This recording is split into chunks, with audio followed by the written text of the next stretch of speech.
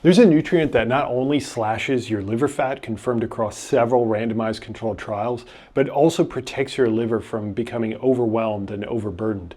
Now, I'm going to start implementing it in my own diet because I'm incredibly impressed with the results, and I think that you will be too. But here's the kicker. While it helps everyone, it helps some people even more than normal. Let's get into the science, the nuances, and my personal new approach to resistant starches. And actually, on that last one, I may need your help, but we'll get to it. First, the nutrient, resistant starches. There are many excellent quality placebo-controlled randomized controlled trials published in extremely high-profile journals like Cell Metabolism and Nature Metabolism that all point the same direction. Resistant starches are an amazing class of molecules, in fact, in more ways than what we're about to go over here, which is why I have more analyses coming out on the topic. But let's stick to the subject at hand, visceral fat and liver health. The reality is, I ran across this first study because I ran across a video by Dr. Jill Carvalho, and after doing a bit of my own digging, I uncovered even more evidence, 6 studies in fact. The thing is, when people maintain their nutrition but they supplement with resistant starches, they do experience elimination of visceral fat, that specific body fat that surrounds and infiltrates into our organs. Now, visceral fat is quite harmful, and having lots of it exposes us to premature death. That's about as simply as I can state it. Look for yourself. This is visceral fat. The blue line is the group supplementing with resistant starches, and the reddish line is the placebo group, not given any resistant starches. Now, we have the before measurements and the measurements 4 months later. We want the lines to go down, and sure enough, they do for the supplementing group. In fact, the difference is an over 300% increased elimination of visceral fat compared to the placebo, or in absolute terms, nearly 20% more. No matter how you slice it, this one group of molecules has a great effect, which is shared through other visuals like here. The images on the left are before, and the images on the right are after. These are MRI images of body fat. The more red, the more visceral fat. Now, I don't know about you, but the right side certainly looks like it has less. A perfect illustration. The point being, across multiple studies, resistant starch supplementation dramatically slashes harmful visceral fat in our body. Here's the thing though, the fat around our organs is critically important to reduce, but there are other types of fat, aside from the vain attempts to be Achilles, that are also critical to excellent health, and they tend to go hand in hand. I'm talking about intrahepatic fat, the fat not around the organs, but inside the cells themselves, in this case, your liver. This manifests as an abundance of lipid droplets, otherwise stated as fat droplets, stuck inside the liver cells. Now, having too much of these lipid droplets in the liver cells leads to liver cell dysfunction, considering that your liver is made up of liver cells. That means that your liver isn't too happy with you. So, when we look at the levels of these fats in our liver cells here, we're measuring the intrahepatic triglyceride content, which is a scientist impressive term for liver fat found inside the cells. Clearly, we want that to go down. And what do you see? That's right. The blue line, the resistant starch supplemented group, experienced significant reductions, about 6 times more liver fat eliminated compared to the placebo.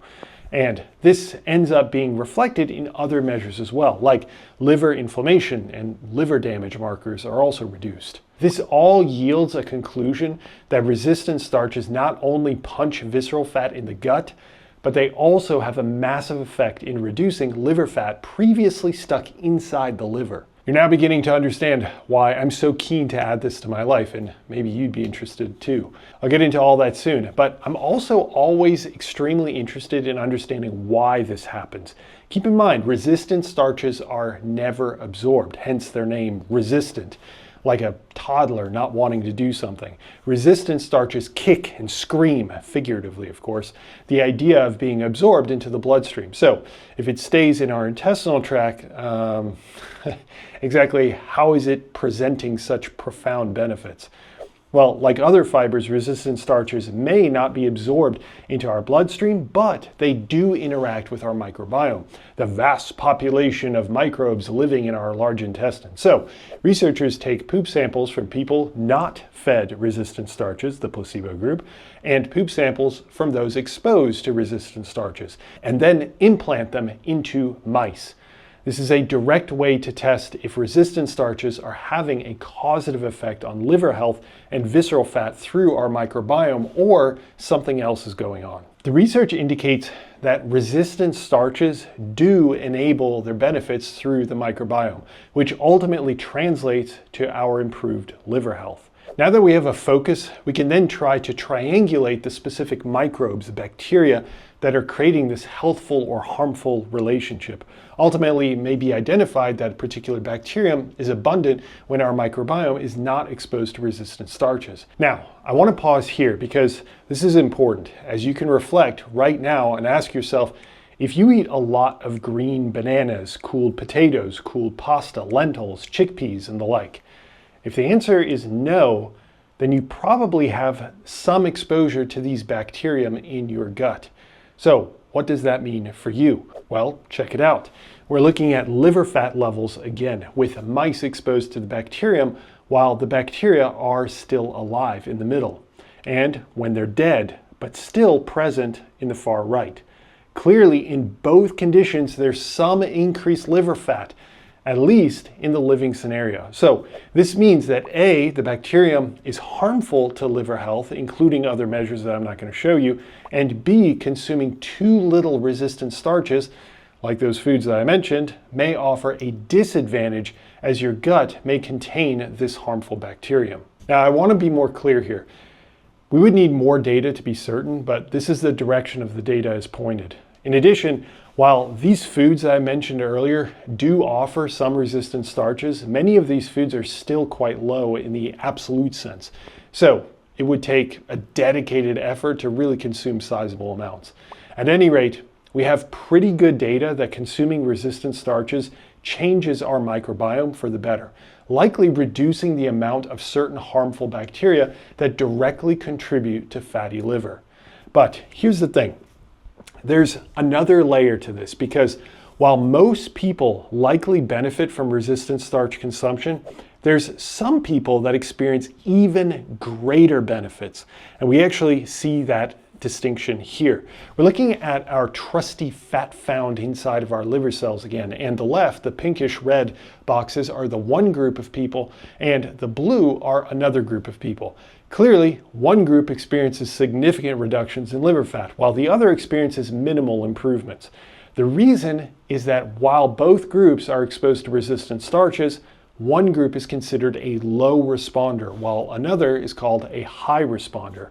This is again believed to be because of differences in the microbiome. Certain microbes almost certainly bully beneficial microbes out, thereby overpopulating with less useful microbes that don't take advantage of the consumed resistant starches. All right, regardless of your resistant starch response status, there's profound benefits to be had from supplementation. So let's discuss how I plan on using this information, and you could consider doing something similar. Before I discuss that and ask for your help, I'll be getting into how to determine if you're a high or low responder to resistant starches, and even the relationship between the amino acid valine and fatty liver, and more in my full analysis, my extended video of the one that you're currently watching. It's included as a Physionic Insider, along with an accompanying article, monthly podcasts, live sessions with me, and much more, as you can see here. Now, if you're interested in full access to all my work, short summaries and all, then check out the Physionic Insiders. It's linked in the description. Now, I'm not great at making things taste all that appetizing, and resistant starches are generally consumed in powdered form, specifically as high amylose maize or green banana powder or potato starch. It doesn't dissolve well, and heating it is a no-go. So I'm considering adding it to some shake of some sort. If you have suggestions, I'm all ears. Now, I'll keep my eyes open in the comments. That said, the amount consistently used across studies showing remarkable effects of resistant starch is around 40 grams. That's a lot. Could less also be effective? Definitely, but we don't have enough data on that. So 40 grams is the current best target. Now, I'll be supplying some good sources, as I do with all my supplements, that I review in my master supplement guide, also included as an insider if you want more help. Now, it might be best, considering that it can lead to gastrointestinal discomfort if you go from 0 to 40 too quickly. So to start low, maybe 5 grams per day for a week, and then up it to 10 grams and so on. Now, aside from palatability, I'm excited to add this to my routine, especially considering significant other health benefits that I'll be covering in the near future. So stay tuned for that. Speaking of which, there's other science on eliminating visceral fat and improving liver health that I've covered before. Check it out right here. Thanks for tuning in. I hope that this was informative. And again, if you have recommendations for what to mix in with the resistant starches, then let me know in the comments. I appreciate it. See ya.